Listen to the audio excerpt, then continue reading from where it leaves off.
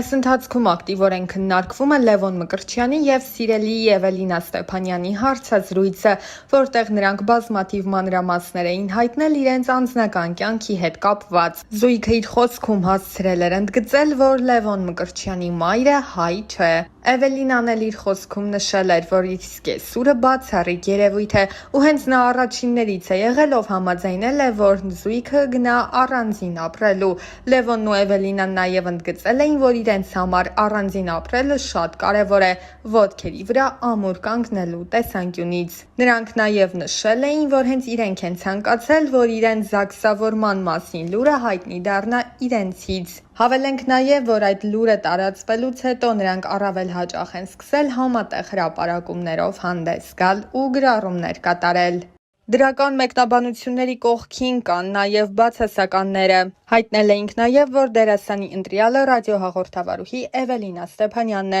ով նման բուռն քննարկումների ֆոնին ինստագրամյան իր էջի սթորի բաժնում հրապարակել էր դեռ 3 տարի առաջ արված հոլովակներից մեկը Լևոնի մասնակցությամբ ու դրանքից նշել էր. «Անվերջ սերը իրական է, բանակի տարիներ, բախտի տերը թաղեմ»։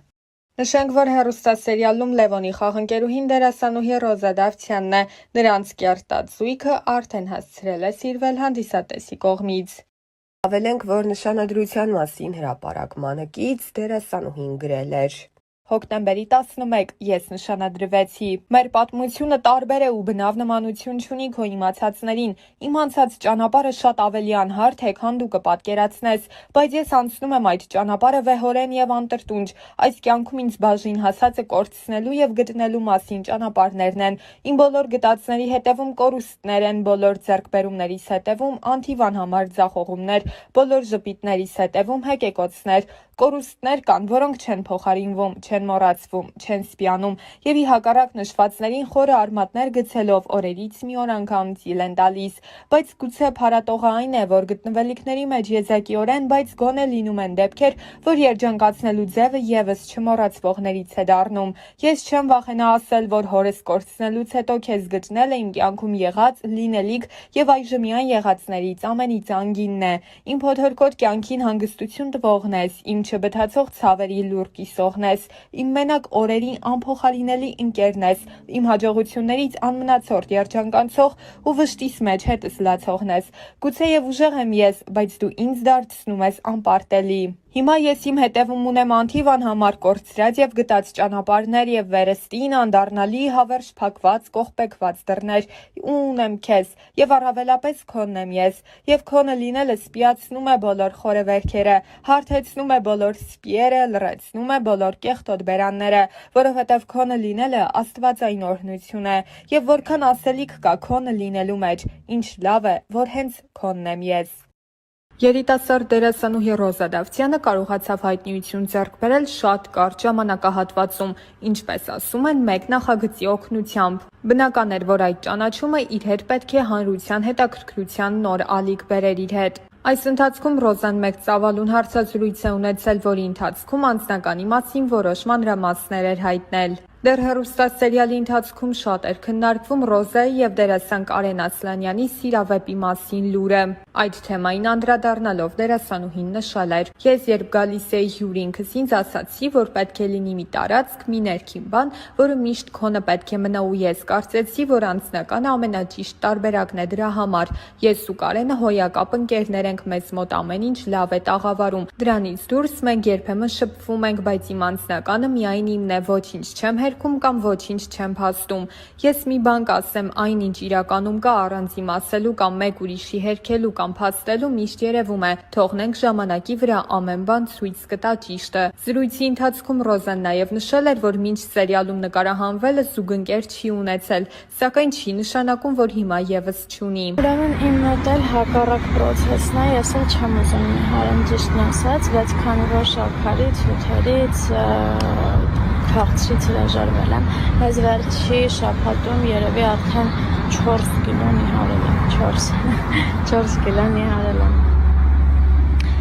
Շատ վատ է, բայց եթե դուք ուզում եք նիհարեք, արդեն գիտեք ինչ պիտի անեք, մի քիչ կամքի ուժուցը։ Մի քանի տարի առաջ սկսում եմ, մի խոսքով, Instagram-ում կան կամ ընդհանրապես ապրում է, ապիչներս քանդվել այս անգնալը։ Իրականում մտքից ծայրով չէր անցնի, որ հնարավոր է ինձ մի օր ամեն օր այս հարցը տան։ Եղեք ապշում եմ, ես այդքան մեծ չեմ, որ ամուսնանալու մասին դեռ մտածեմ։ Ըստիս, եթե կարելի է, տենց մտածեմ, հա։ Չգիտեմ, ինչի եք ես հարցը այսքան տալիս ինձ։ Սա կարծում եմ հարցերից հա, որը մի պատասխան իր մեջ չի ներառում, այլ շատ ու շատ պատասխաններ, որովհետև ինքնստինքյան արդեն ինդիվիդուալ հարց է ու հետևաբար ինդիվիդուալ եւ յուրա պատասխանա ակնկալում։ Տեսեք, եթե օրինակ ունեք քթի կոմպլեքս, արտաքին կոմպլեքսների մասին ես խոսենք, դրա լուծումը արդեն դուք կարող եք տալ, բայց եթե խոսքը ներքին կոմպլեքսների մասին է, դա արդեն հոգեբանական մոտեցում է պահանջում։